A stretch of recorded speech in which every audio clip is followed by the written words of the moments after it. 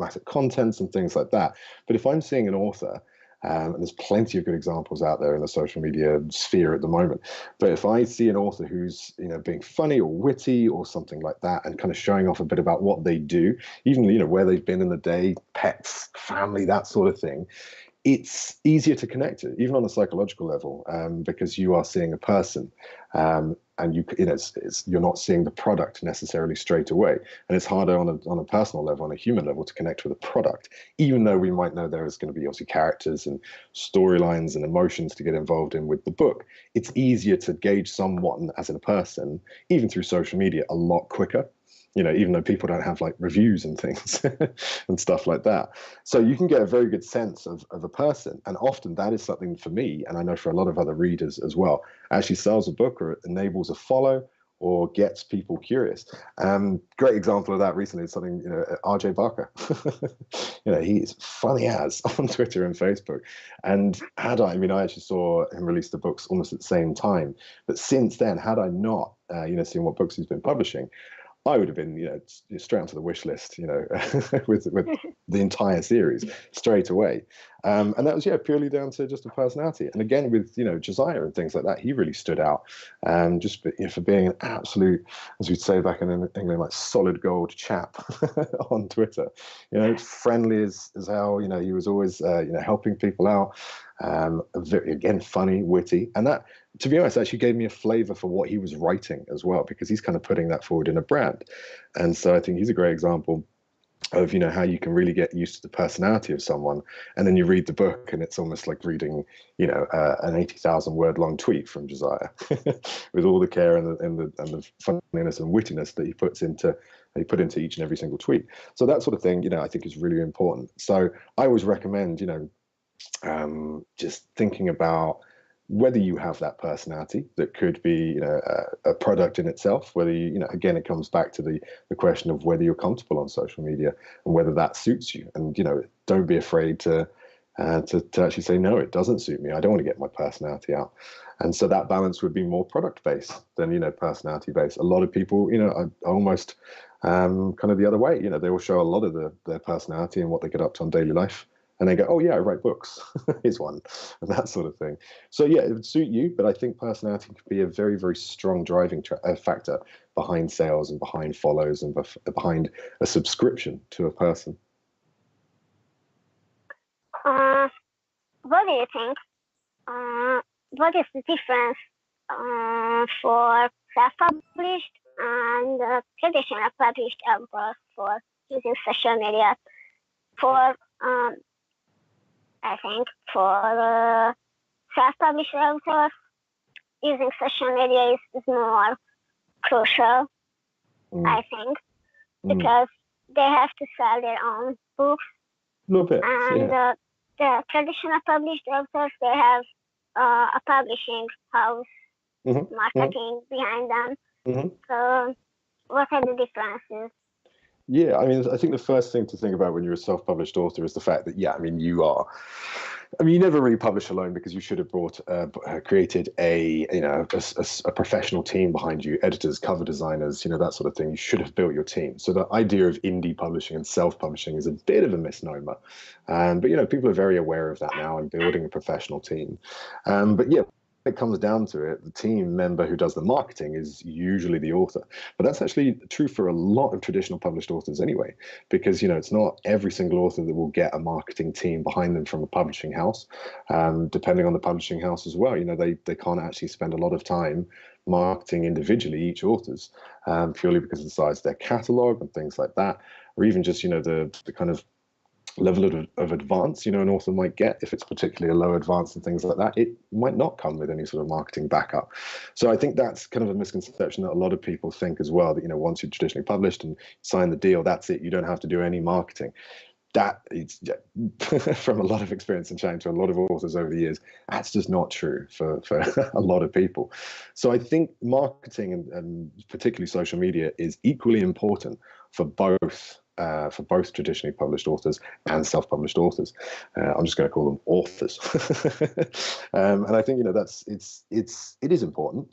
But to take it back to the self-published area, obviously there is you don't have a publishing house actually kind of advertising that your books are out there, and you kind of lack a bit of the organic push that a lot of publishers can provide simply by providing more visibility in bookshops, releases, things like NetGalley and stuff like that, where they can actually push out to more reviewers. So yeah, I mean, you still get a few benefits from the traditional world, absolutely, and that is lacking sometimes in the self-publishing world. So yes, you do have to put more time into marketing in general. As a modern author these days.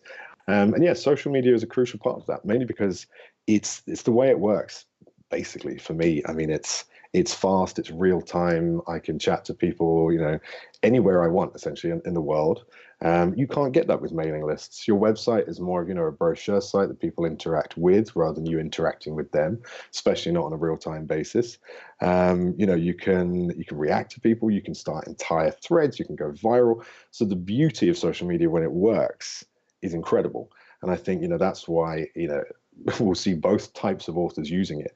But I think what we'll see is because an indie author has to kind of get in on that ground level first off, and they know that it's a very, very key marketing method, at least for communication, if not sales, then I think that, it becomes a bit more important to the indie author because they don't have maybe that element of backup, whatever that might look like. Yeah, I think it's something that I definitely jumped on straight away and think, right, I've got to let people know what I'm up to. And that is the beauty of it for me. I don't know why I think that's a bit narcissistic. But when you start out, obviously, you're very, very keen to share what you've created and your book and things like that. So like I said, massive proponent of social media. I bloody love it. And that's why, I like just chatting to people. And I've made so many friends. I mean, you guys, for instance, we wouldn't be here without kind of social media, really. To me, you and I connected over Facebook and things like that 20 years ago. Alex was the same. But, from that, we've done events together. We've done interviews, done blogs, reviews, things like that. And now, a live chat on YouTube. And it's, that's an example, I think, of some of the beauty of social media is just the community aspect of it, even if it's not the sales aspect of it. And I think indie authors chase that and therefore adopt it a lot more easily and a lot more passionately than I think your average traditional author. It's very hard to generalize and say, it's black or white because so many people out there are being very, very different. Civil. Yeah.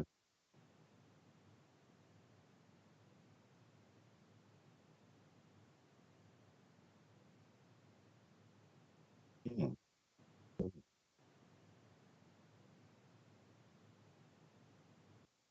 Excuse me. I think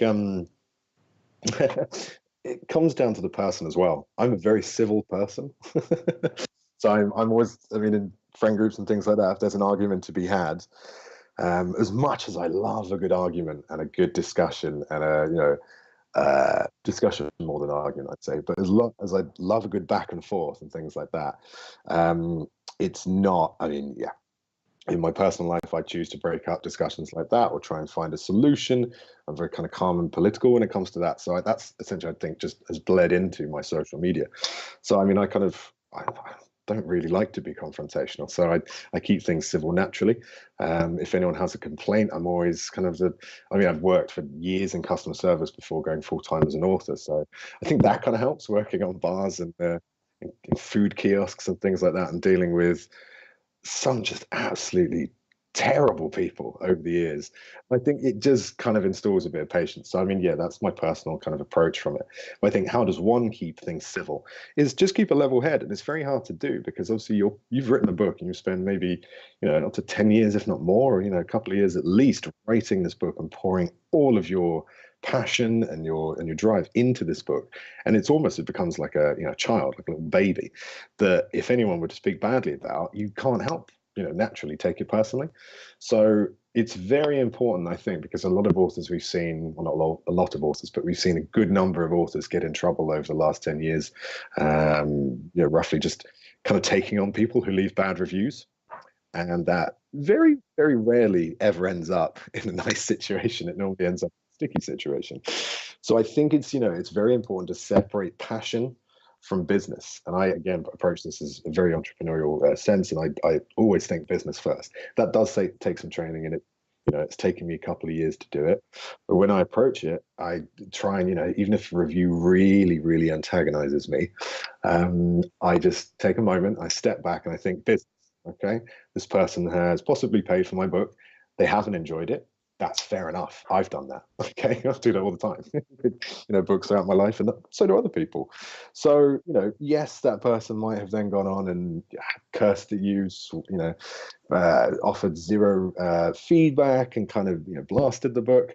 In that case, again, I have to remove the passion. I think business-like. I think, right, well, is this, a fair review? Okay, fair enough. It is. The person doesn't like my book. I will thank them. I will always thank them. Say thank you for your time, or thank you for giving it a chance, and then leave it there.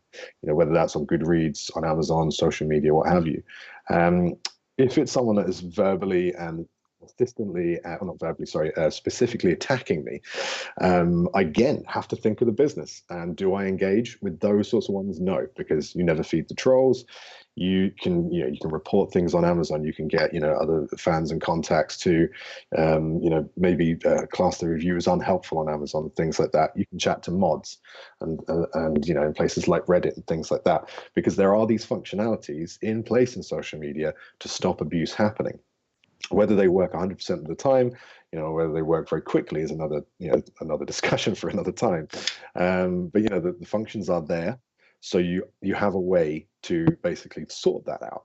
But the trick is not trying to sort it out yourself by going, oh, how dare you? This is an absolute terrible you bastard, or whatever, because that's not businesslike. That's not what you do. And we are businesses, indie authors, self-publishing authors, traditional authors. Anyone who wants to make money from what they do is a business, however they publish, however they run it.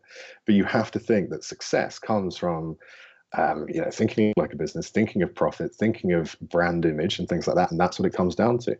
So I remain civil for the betterment of my business and my books and their success. And, talking about that balance between personal aspect, if you are going very personal, you might run a little bit of a risk of, getting those people and things like that. But again, just take a moment, think about what this could, the ramifications of, of engaging with someone or attacking someone, and essentially don't do it. Think as a business, take a moment and just really approach it. And it's tough, sometimes I've wanted to throttle people through the screen for stuff that they've said about the book that I've worked so hard on. It's natural, but again, that separates a lot of different authors, from the successful authors and the professional authors to the people who might not see success or, might not get a better handle on this industry. It's because they're not separating the passion and the product. Considering everything, what do you think? This is the best time to be self-published author? Yeah. Oh yeah. I mean, I've been saying that for years. It used to be when I started doing talks and things in 2012. My first slide was good news. This is the best time to be an author. I still think that's true. That's gone true every year, because I mean, look at the industry that we're seeing at the moment as a pure, facts and numbers based, perspective. We are seeing, increases in genres. We are seeing an uptick in a lot of genre fiction. We are seeing huge audiobook, uptick and things like that. It's a very, very healthy industry, no matter what a lot of people will say. I mean, we had the author earnings report last year, which was a bit kind of depressing, but not going into the pool of the information. Obviously, it's a very, very, it's a very useful report, but again, it doesn't take into account everyone. But, in the communities that I'm seeing on a personal level, aside from all of the business news that we've got going on, the industry as a whole, personally, I've never seen, scandals aside recently, the community be, more of a vibrant, busy, just ever-changing, exciting place. It seems like I blink and a new book has come out, which is brilliant, because my TBR is ridiculous, and it probably will topple over and kill me at some point in the next couple of months. But I mean, I would rather have that than a time where I'm thinking like, oh, where are the books? Why has no new books come out, or why is it the same stuff? And we're seeing so much vibrancy, and we're seeing people chasing so many different subgenres and exploring this and exploring that with kind of, reckless abandon almost. But it's brilliant because, we have the time that enables us to do that. We have the healthy market. We have the ability to pursue niches and actually make, an income from those niches using social media marketing and writing down good books. When I started out, self-publishing info was really lacking. I had to, basically build up a whole method myself. And that's what I now teach to authors. But it took me years. I didn't use an editor for, a couple of the first books that I pushed out and have since re-edited because I've learned the lesson. But most authors who start out now won't make that mistake because people have been saying, over and over and communicating to the community, edit, get a cover designer, and things like that. So the information is, far more easy to get your hands on now. Self-publishing itself has become almost standardized. Get your team, produce the book, be professional, launch on these platforms. And then it's down to the marketing. People are kind of knowing that now. Whereas, when I first started out, everyone was like, self-publishing?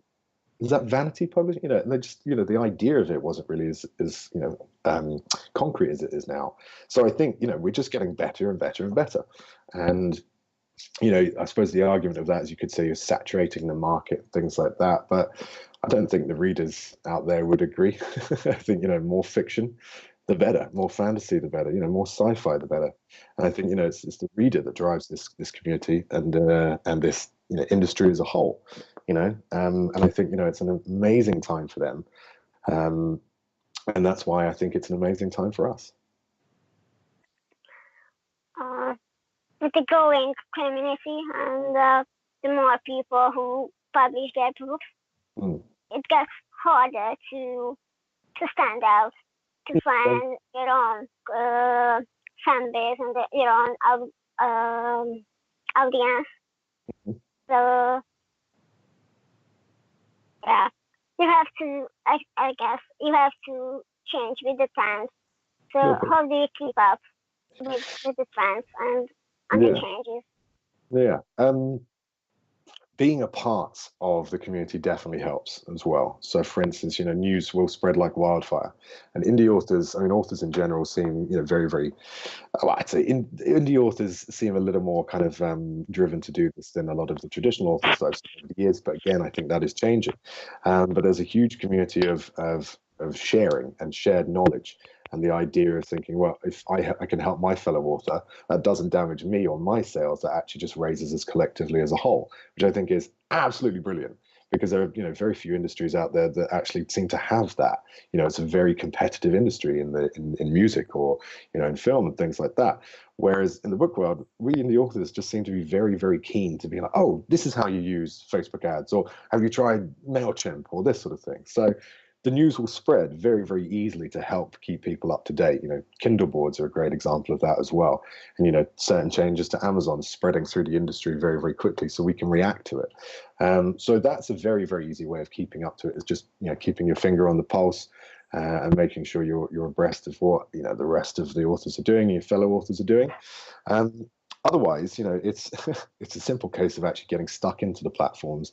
There's a lot of experimentation that can, and should happen with things like Amazon marketing services, AMS ads, basically, and Facebook ads and things like that, because one person's success might not necessarily translate if you did exactly the same thing as they do, because everyone's book is different, everyone's platform is slightly different, and everyone's personality is slightly different as well, as a brand. But I think, once you maybe take the example from someone who has been successful and trying to apply it to yours, if you can experiment and kind of take the overall, themes or the overall kind of methods that they're using, and then apply it to your platform, I think that's a great way of trying new things and seeing what works. Because as we know, if even if the marketing stayed still, the readers would change. And even if the readers changed, then the marketing platforms would just change anyway. Even in the last couple of weeks, I've just logged onto Facebook ads and a button has disappeared, or that's gone over here, or, this new thing has appeared. And you're thinking, well, what's this? And the trick is just to experiment and find out if it can, help you, your brand, your sales, because obviously there are sales and there's brand visibility as well. So there are different benefits you can get from different marketing methods. But try them out, because you might either find a way through that no one else has, or you might suddenly be on the cusp of a wave and things like that is about to break in terms of a marketing method and stuff like that. But at the same time, doing all that, keeping abreast of what's going on, staying in the community and experimenting, There is still, I would say, because the danger is then that you kind of chase all these new things and you spread yourself too thin over lots of different platforms in an effort to kind of, stay up to date and stay on the cusp of marketing. But at the same time, certain things don't change in the marketing world. Mailing lists still useful, things like that.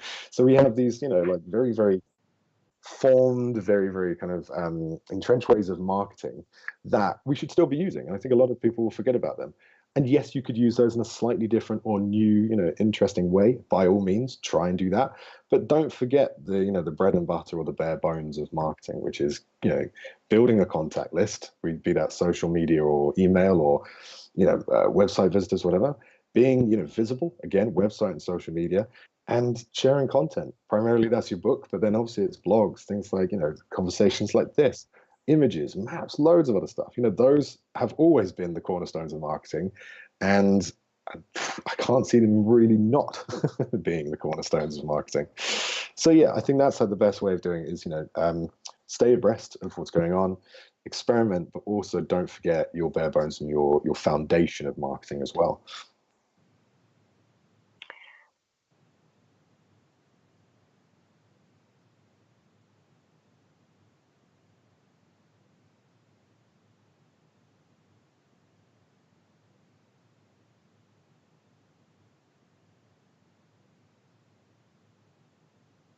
Yeah.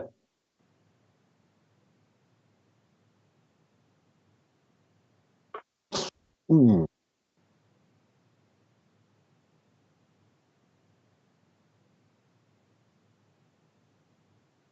I love doing that. Yeah, yeah, yeah,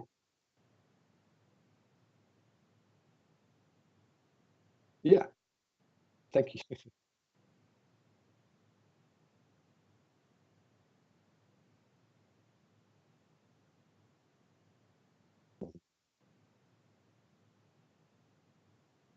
Mm,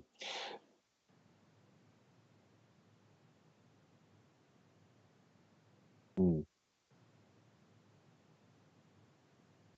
I think to a point we are. There are more authors in the self-publishing world, or there are more indie authors out there trying new things that haven't been done before than there are traditional imprints or houses, that are trying to do the same thing as well.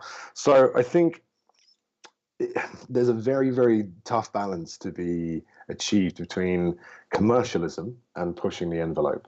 Because don't forget, I mean, the book industry has been around for hundreds of years, really. And the idea of a book in its current format, front matter, the book, back matter, or even just, the idea of, beginning, middle, and end, that sort of thing, the idea of what the book is very set in our minds. That doesn't mean that there isn't a space for new stuff. And I think it's brilliant, that people are trying new stuff. And I agree with you that new stuff should be, explored and, either whether it's the form of the book or what, we do in the marketing, or even things like, animated covers on Amazon. That would look amazing.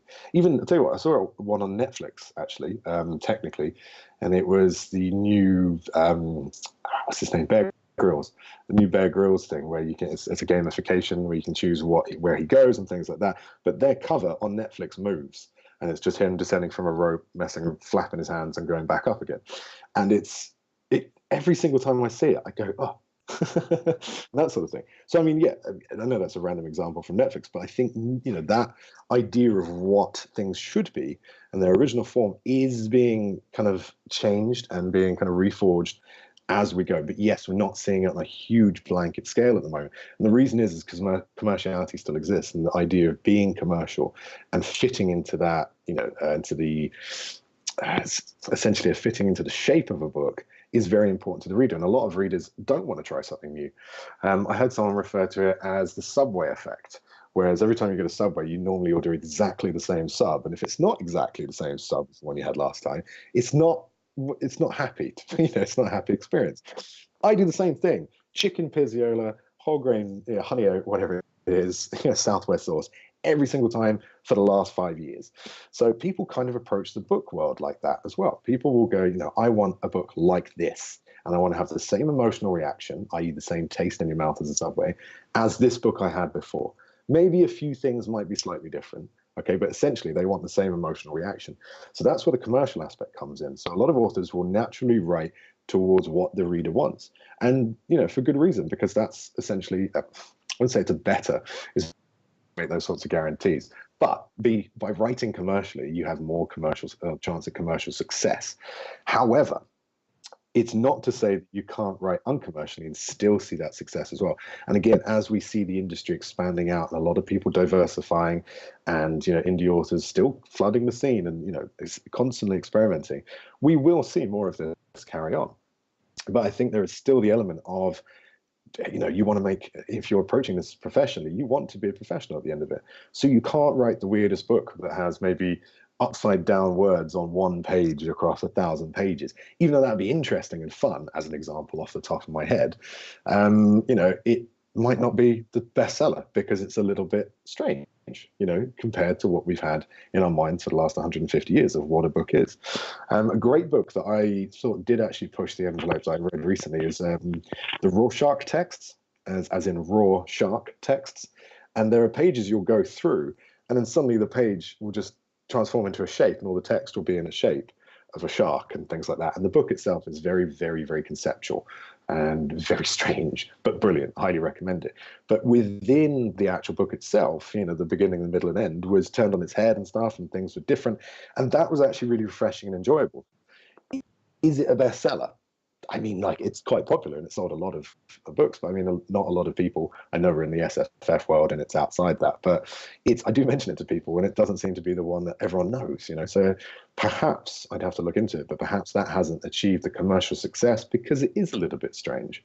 But personally, I think the envelopes do need to be pushed. I mean, I like experimenting with niches. Of course, animated covers, I think, personally, will become a bit more of the norm because they are more exciting. But yeah, I think, it is time to experiment, because why stay stagnant?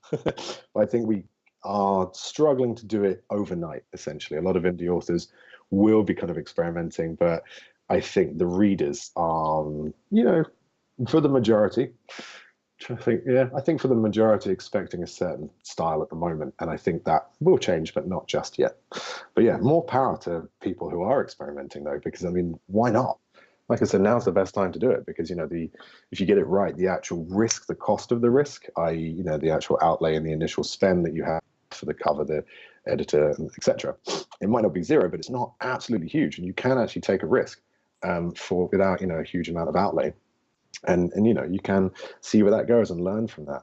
It's something I tried to do with Chasing Graves a little bit, is by not really having, well, I apparently broke 2 rules. I think, Timmy, you'll probably be able to tell me about this one, is having first person and third person in the same book mixed, which I enjoyed.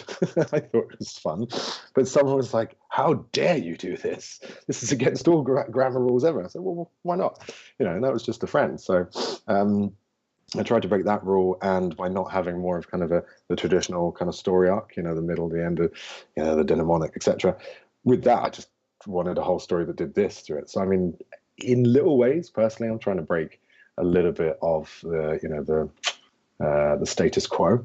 I haven't written a book backwards yet or anything like that, but we'll see. But yeah, I think in little ways, indie authors are actually experimenting, and some authors are experimenting in a huge way. And I think that will become more and more acceptable, and people will be interested in trying new things in the future.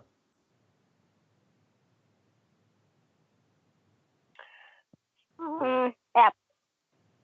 Listen, there was a lot of talk and scandal about piracy. Oh yes. it has become a problem lately.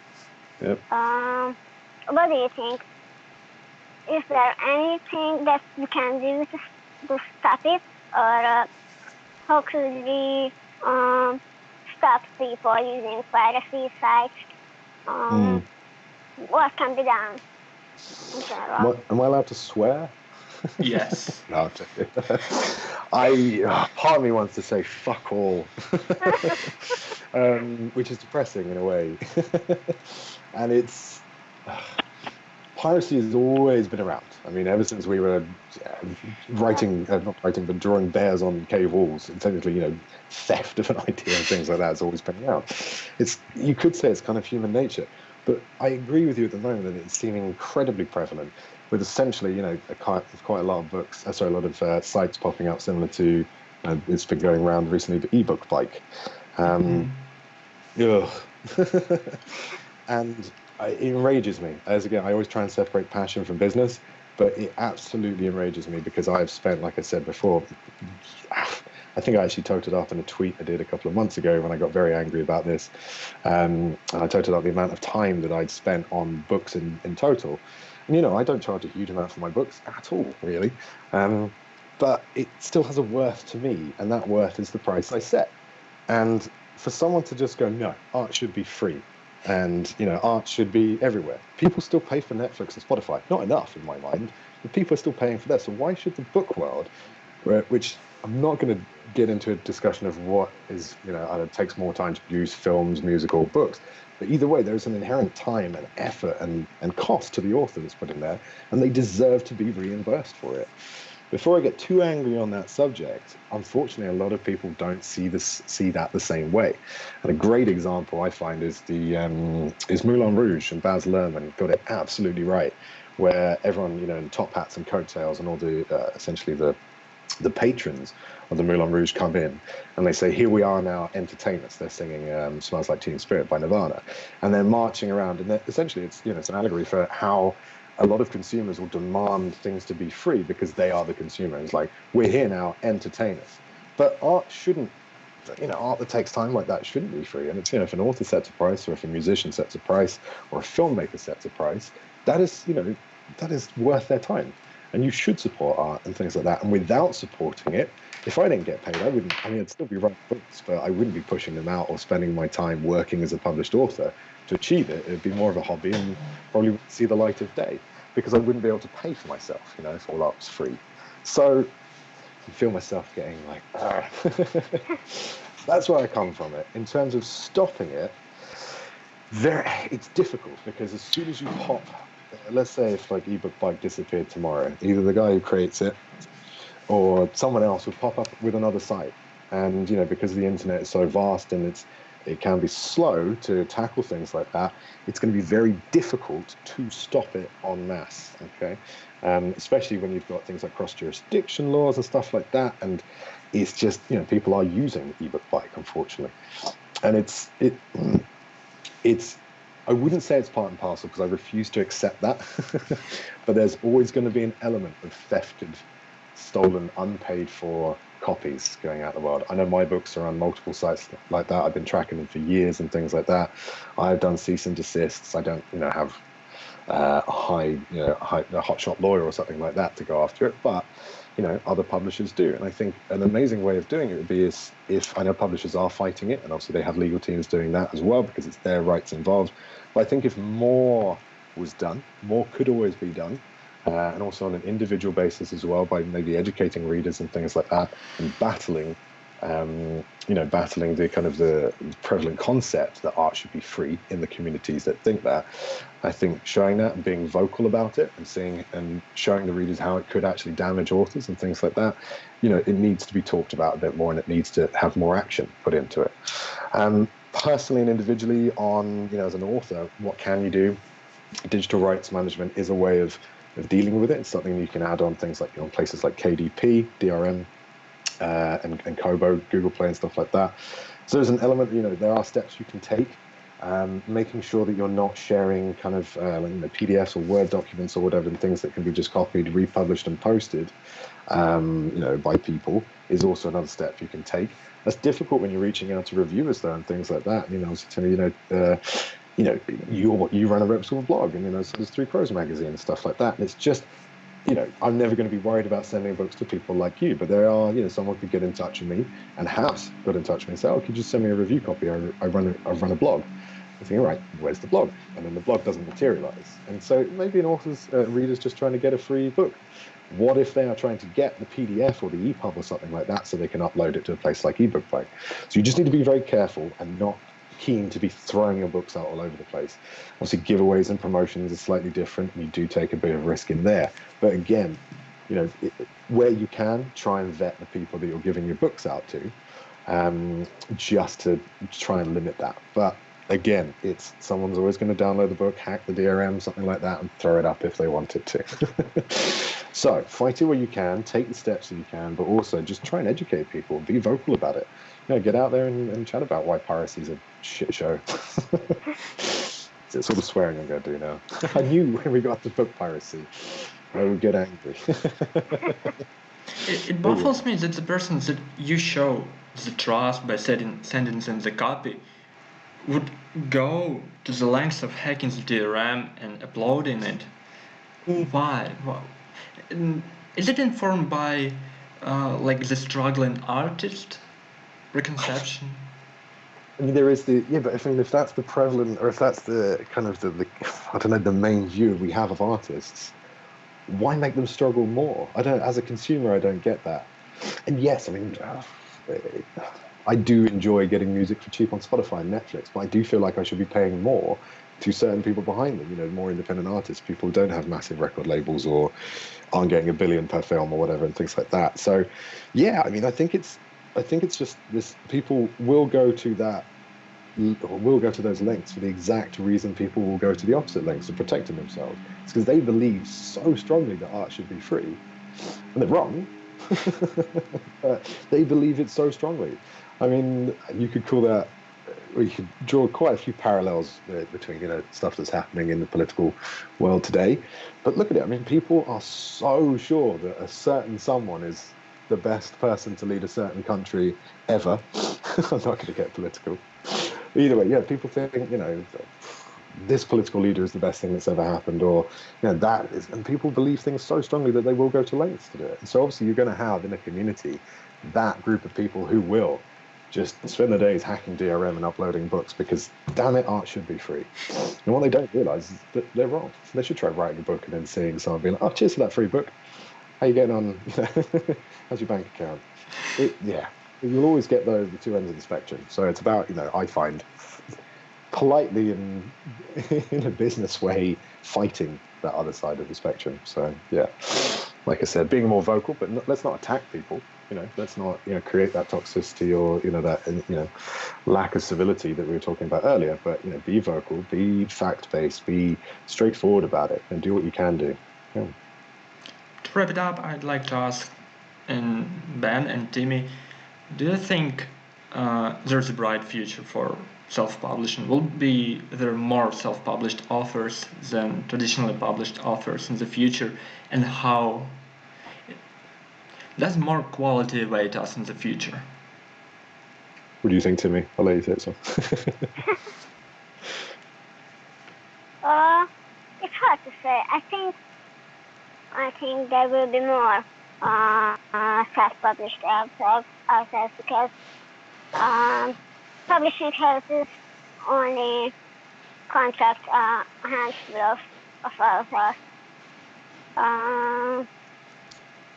The last 2 years, I mostly read self-published authors, and I can say the quality is awesome. So I think, I don't know.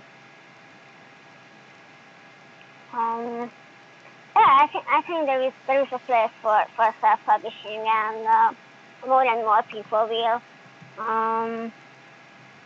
discover how great these authors are, and will read their books because they are really good. Yeah, Ben, what do you think?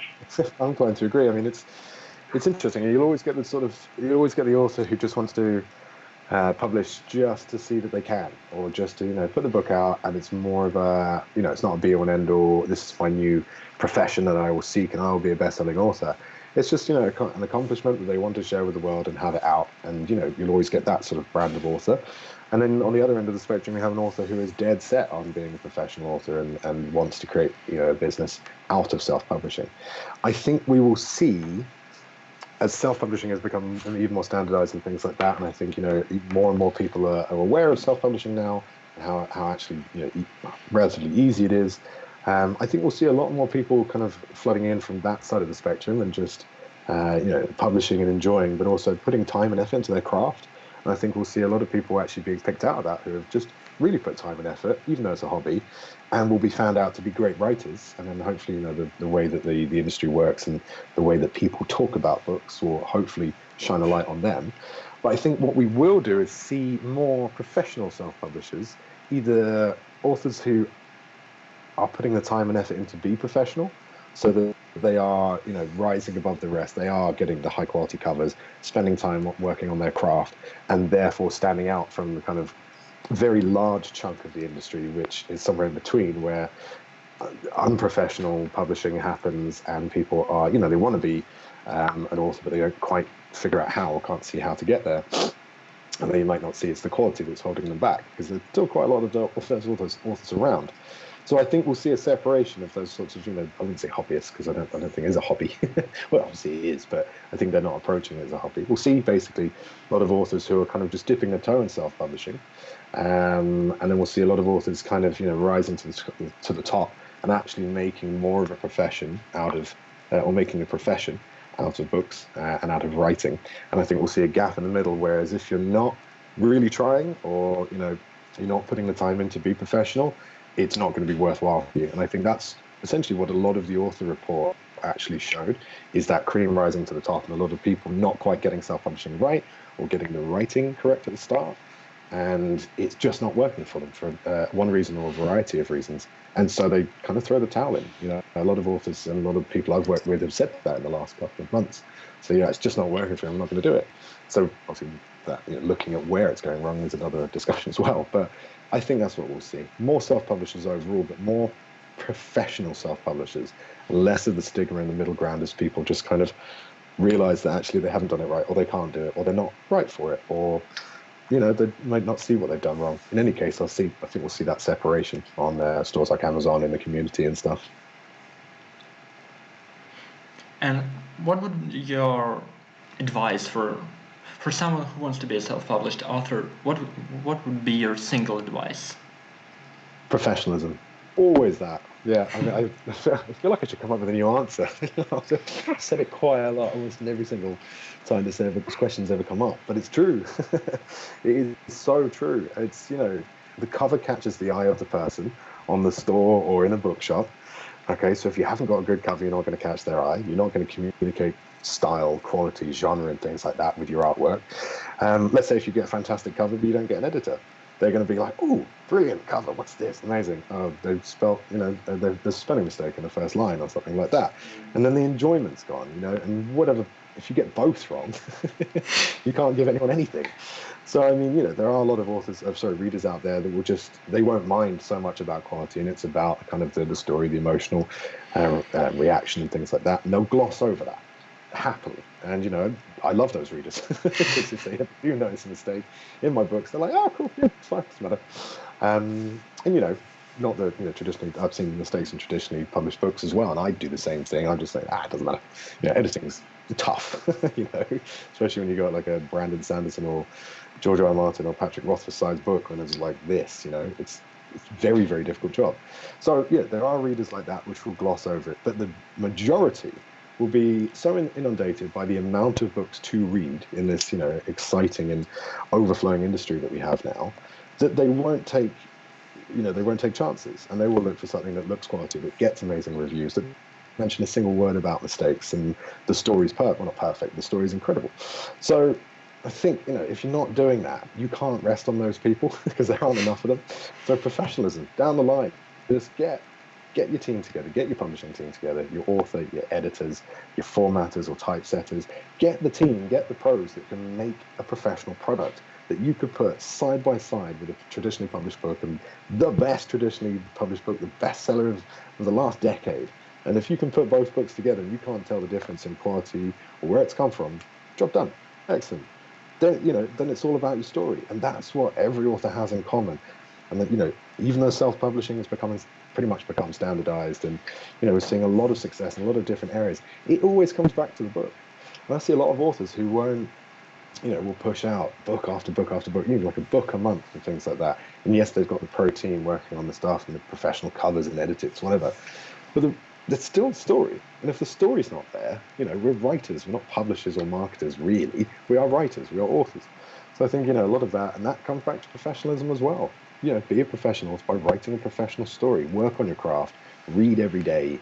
I wouldn't necessarily say qualifications are the way to go, but they might be for you. So in any case, professionalism just feeds into every single aspect of it.